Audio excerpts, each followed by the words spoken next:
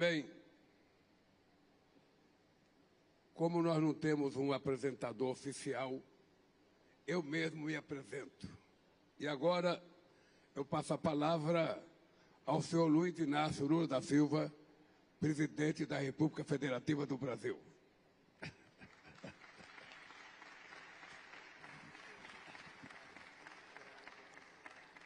As decisões que tomarmos com relação ao setor energético definirão o nosso sucesso ou o nosso fracasso na batalha contra a mudança do clima. Foram necessárias 28 COPs do clima para nos comprometermos em Dubai com uma transição energética justa, ordenada e equitativa. A Terra não comporta mais um modelo de desenvolvimento baseado no uso intensivo de combustíveis fósseis que vigorou nos últimos 200 anos. 75% das emissões de gases do efeito estufa têm origem na produção e no consumo de energia. Não podemos nos omitir ou intimidar diante da magnitude desses dados. Já sabemos que não é preciso desligar as máquinas e motores, nem fechar fábricas ao redor do mundo de um dia para o outro. A ciência e a tecnologia nos permitem evoluir de forma segura para um modelo centrado nas energias limpas. Essa transformação já está em curso. O uso de renováveis triplicou nos últimos 10 anos. No primeiro semestre de 2025, a energia renovável se tornou a maior fonte individual de geração de eletricidade no mundo, ultrapassando o carvão. Em muitas regiões, as energias solar e eólica já são mais baratas do que a gerada por combustíveis fósseis. O preço das baterias caíram 90%. O Brasil não tem medo de discutir a transição energética. Somos líderes nessa área há décadas. Ainda nos anos 70, fomos o primeiro país a investir em larga escala em alternativas renováveis. 90% da matriz elétrica nacional provém de fontes limpas. Também somos pioneiros no desenvolvimento de motores flexíveis e o segundo maior produtor mundial de biocombustíveis. Nossa gasolina tem 30% de etanol em sua composição e nosso diesel conta com 15% de biodiesel. O etanol é uma alternativa eficaz e imediatamente disponível para a adoção nos setores mais desafiadores, como a indústria e o transporte. É lamentável que pressões e ameaças tenham levado a Organização Marítima Internacional a adiar esse passo. A transição energética representa um novo paradigma de desenvolvimento e uma grande oportunidade para promover transformações estruturais na sociedade e na economia. Em 2023, o setor foi responsável por 10% do crescimento do PIB global e empregou 35 milhões de pessoas. É impossível discutir a transição energética sem falar dos minerais críticos essenciais para a confecção de baterias, painéis solares e sistemas de energia. Para gerar emprego e renda e gozar de segurança energética, os países em desenvolvimento precisam participar de todas as etapas dessa cadeia global de valor. Senhoras e senhores, apesar dos avanços, 2024 registrou um novo recorde de emissões de carbono do setor energético, o maior índice desde 1957. Os incentivos financeiros, muitas vezes, vão no sentido contrário ao da sustentabilidade.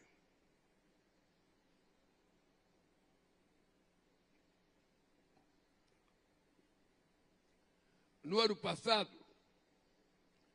os 65 maiores bancos do mundo se comprometeram a conceder 869 bilhões de dólares para o setor de petróleo e gás.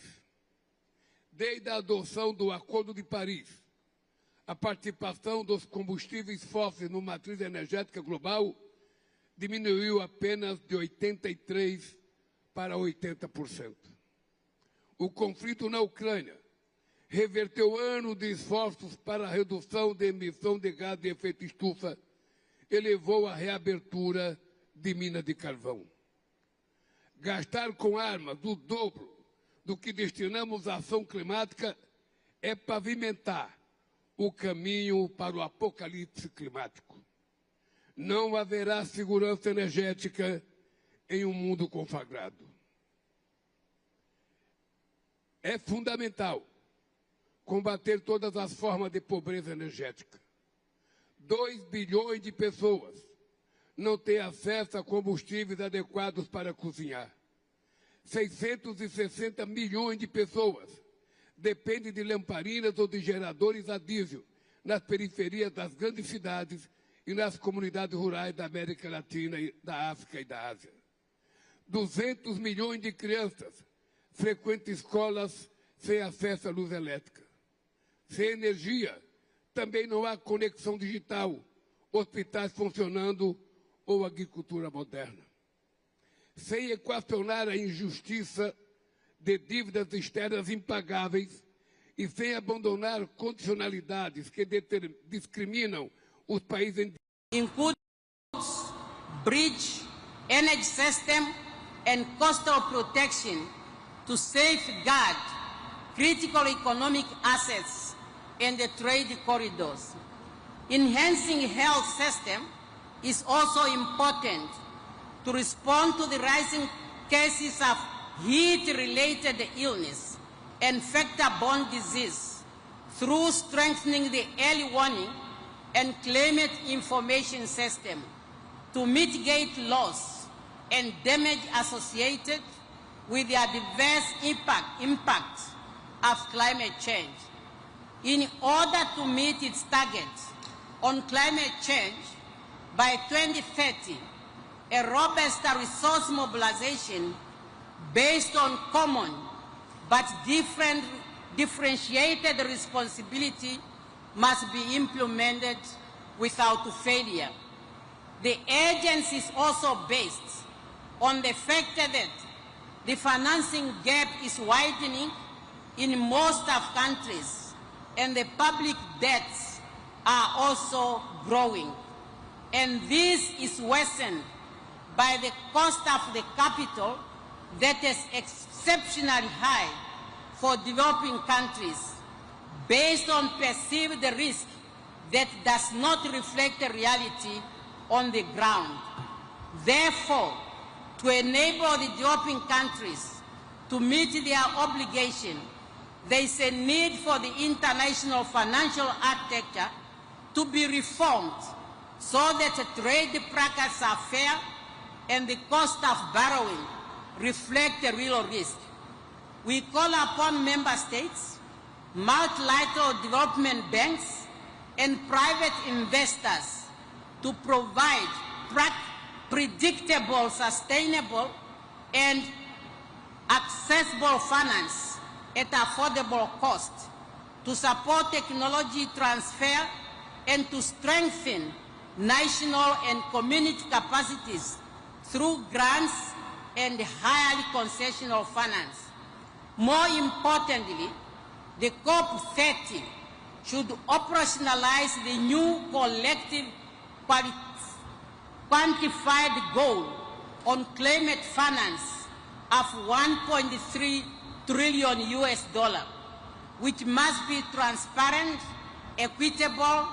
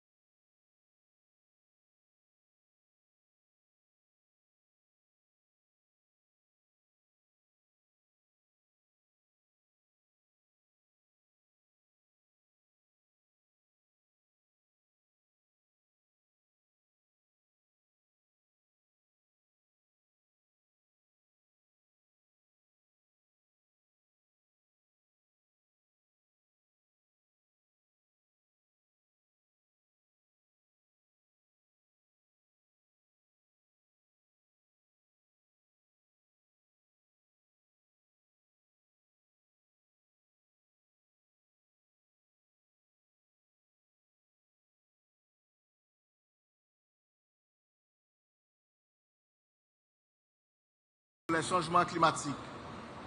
Je veux premièrement adresser mes sincères remerciements à son Excellence le Président Luiz Inácio Lula da Silva et au peuple brésilien pour leur accueil chaleureux. Je félicite le secrétaire général des Nations Unies pour son engagement constant en faveur de la paix et de la justice internationale. Excellences, distingués délégués, ma délégation veut rappeler que le réchauffement général de la planète est dû aux activités humaines.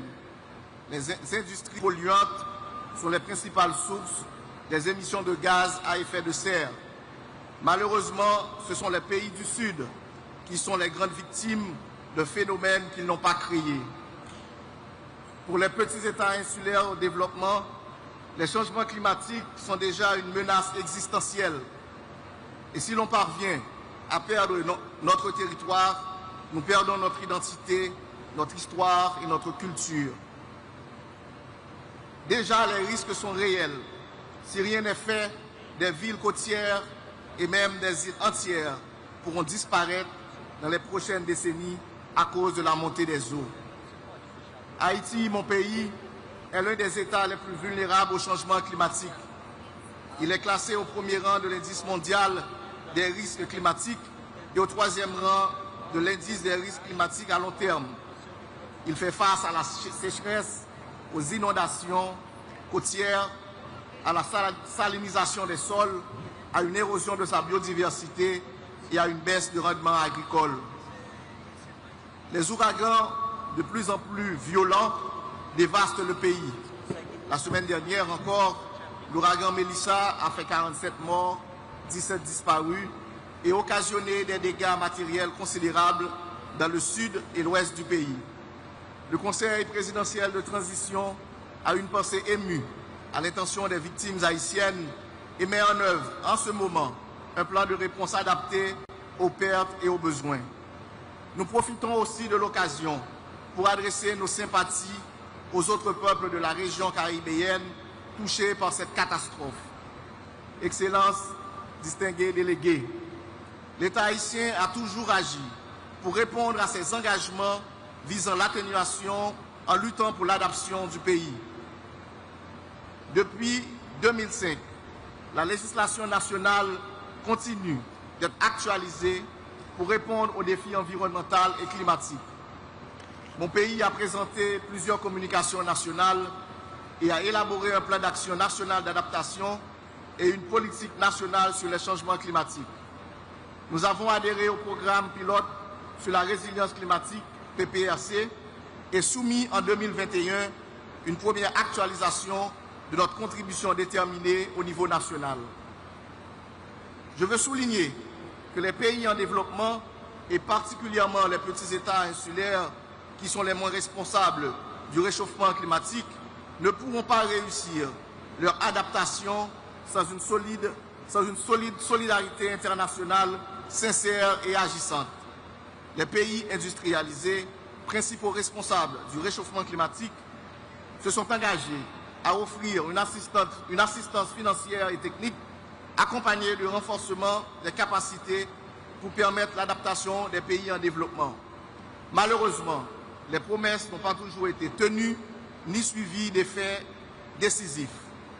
J'espère que cette année, la COP30 sera effectivement l'occasion de reconnaître l'urgence d'agir ensemble pour l'avenir. Et ce sera de la justice climatique pour la préservation de notre planète commune. Je vous remercie. Merci en pile.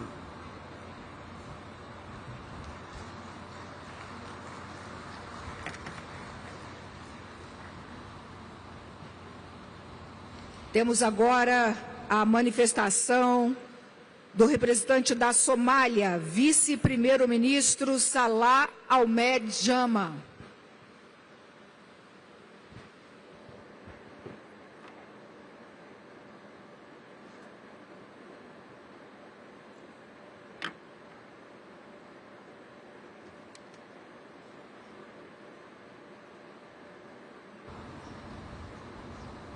President of Brazil, President Lula, dignitaries, heads of states, Greetings to you all, and let me begin by thanking the government and the people of Brazil for their generous hospitality accorded to all of us. Ladies and gentlemen, from the Amazon rainforest to the Congo Basin, from the savannas of Africa to the prairies of North America, the beautiful coast of Rio de Janeiro, all the way to the Sahel coast and the beaches of Mogadishu. Forests are vanishing, water levels are rising, and in turn, people's livelihoods are being disrupted.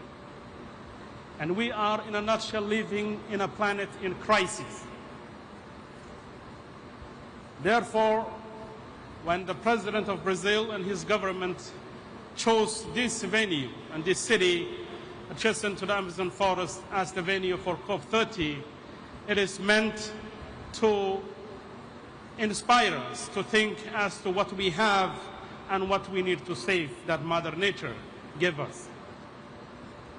For those that still continue to question the impact of climate change, perhaps a close look at the unfortunate disasters unfolding in the Caribbean and other small island countries should be enough to give us an alarming bells.